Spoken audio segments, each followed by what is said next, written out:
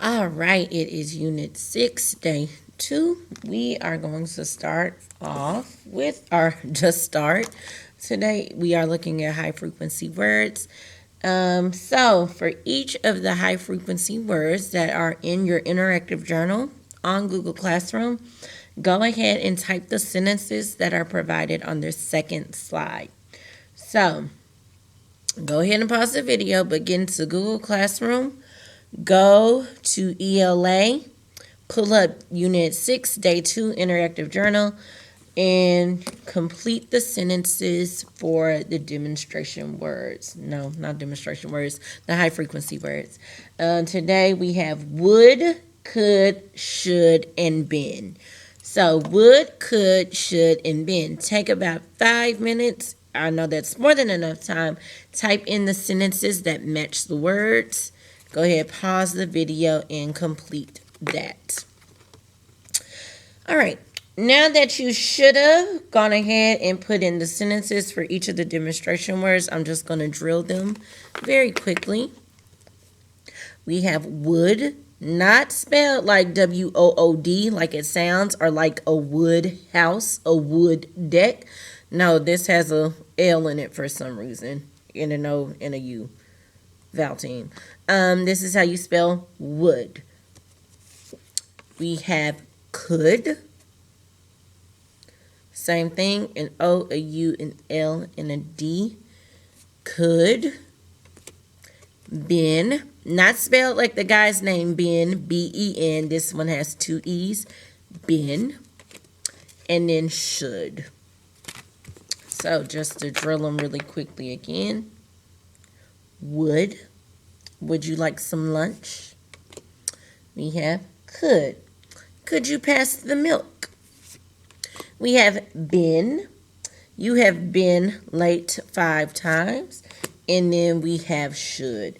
I should insist that you finish this sandwich. So, one more time.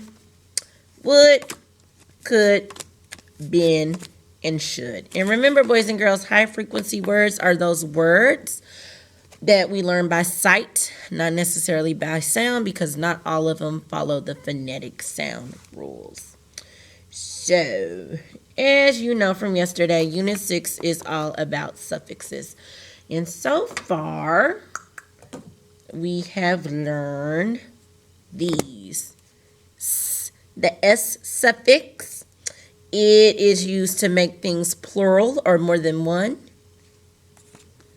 We learned this one yesterday. Est, E-S-T, can sometimes sound like ist.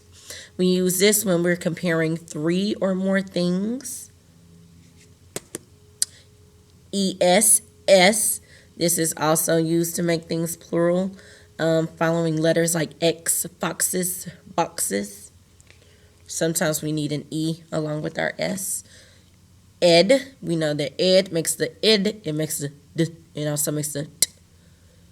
And this shows that things are in the past. Something happened in the past. I-N-G, ing. This shows an action is being done. Miss Franklin is teaching virtually. And then Yesterday we learned that is sometimes used to describe somebody who does something, or it could be used to make a comparison. So we know that we add suffixes to base words to change the function or form of the word. Also, we have vowel suffixes. Vowel suffixes start with vowels like ing, and s that we learned yesterday. And then we also have consonant suffixes like the s suffix. Let's start with consonants. So, to review a little from yesterday, the ER suffix, like I said, it can be used to describe somebody who does something. Say I have my base word, which is plant, and plant. If there's somebody who works with plants or plants things, they are a planter. Planter, somebody who plants. And when we mark words with suffixes, we underline the base word, the word we started with, plant, and then we just circle the suffix. ER can also be used to make a comparison. For instance, my sister is short. Short is my base word. Her daughter, of course, is 5, so she's shorter than her mom. Base word is short.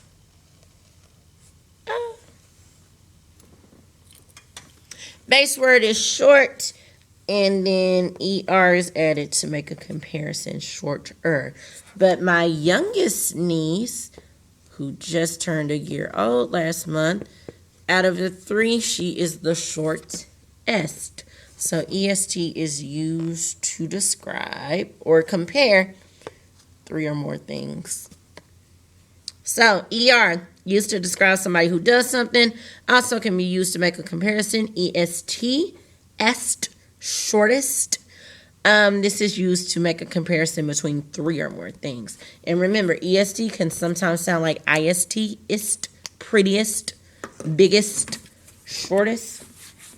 However, it is always spelled EST. So, today we are going to learn several new suffixes. I think about 6.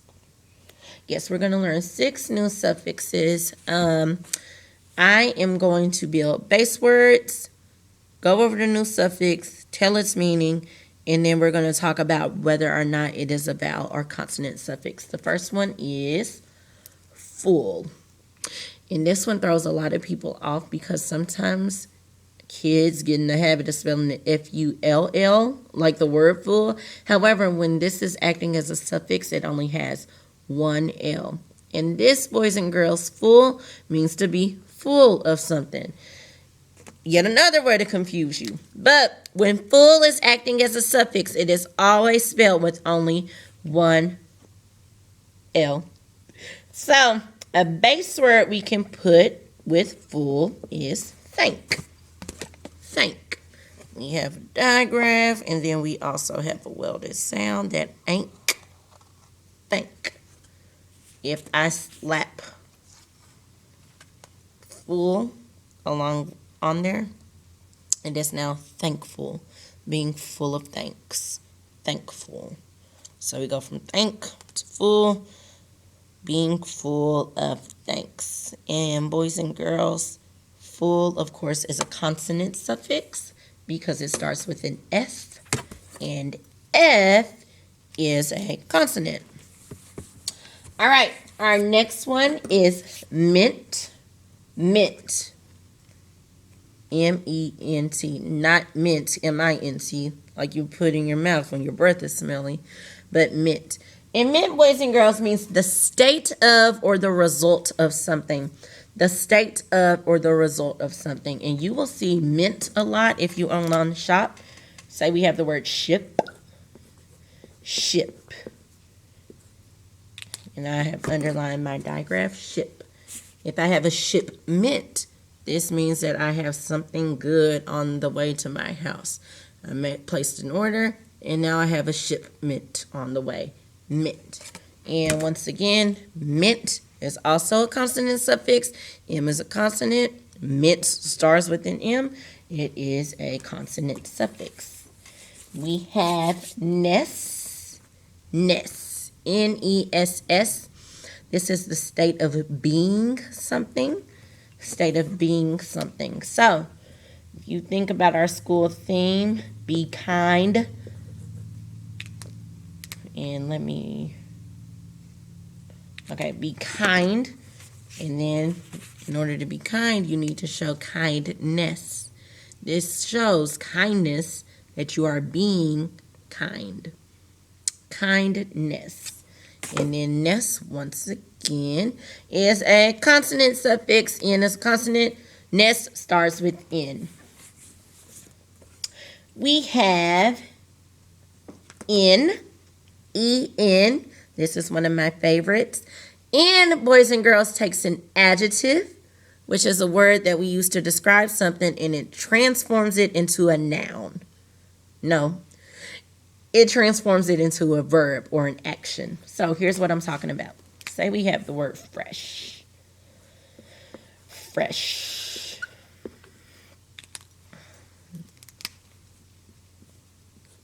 I have labeled my blends fresh digraph there. Fresh. So we know that fresh is an adjective. We can describe fruit as being fresh. However, once we add this en, it becomes freshen. This is now a verb. Your mom has probably told you before, freshen up before we go to the store. That just means get ready, clean up a bit. So we go from an adjective, fresh. We put this in on here, freshen. That now means an action. Freshen up, do something. All right, we have ish. And ish, boys and girls, just means having the qualities of something.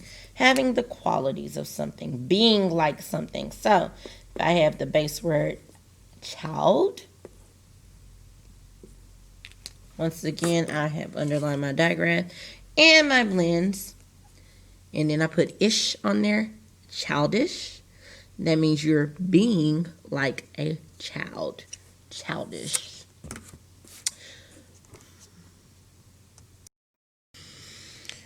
And then last one for today, we also have less, L-E-S-S. This means to be without something.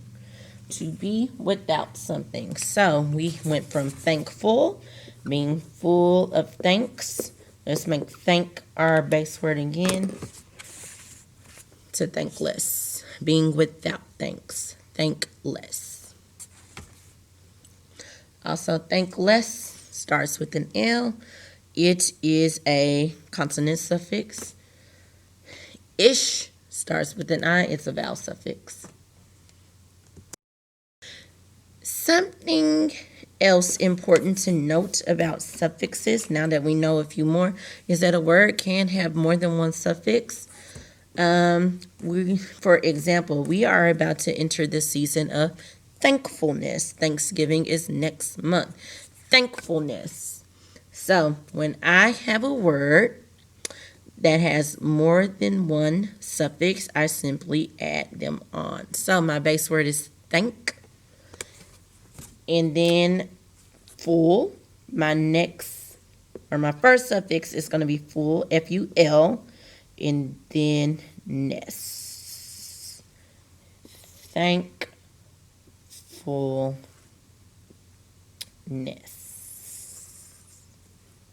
Thankfulness.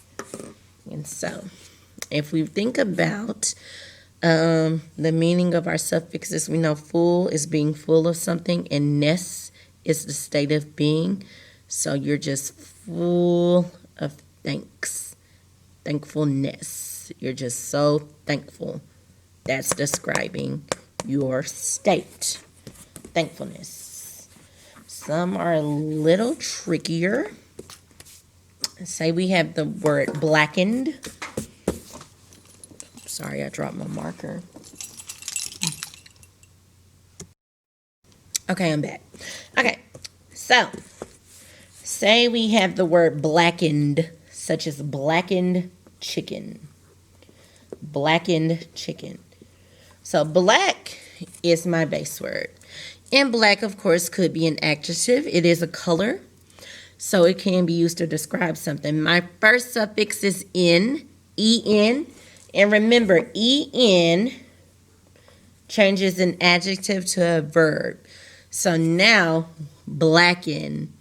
We are making something darker, making something black. And then E-D, blackened. In this case, E-D is making the D sound. So I'm just going to put that above it. That's making it past tense. So I could say, I blackened some chicken this weekend. So, scoop my base word and then circle the suffixes. Blackened. Blackened. All right, so what we're going to do now, or what you're going to do now, is complete a challenge in Google Classroom. And what it is a Google Doc. I have listed some base words based on all of these new suffixes we've learned today and the ones we've learned so far. I want you to see how many new words you can come up with. And yes, they have to be real words. So in Google Classroom on the dock, using the words, the base words that I give you, I want to see how many new words you can come up with by adding suffixes. Now, the person who creates the most new words wins. And I'm going to have a special prize for them tomorrow. So make sure you get your work done. Make sure you get it done by the end of the day so that when I go back in and check and I see who our winner is, I know who I can give my extra special prize to. So good luck. Rewatch this video as much as you need to freshen up before you do the challenge. But get the challenge done today. I will have a special treat for the winner by the end of this week. All right. Good luck.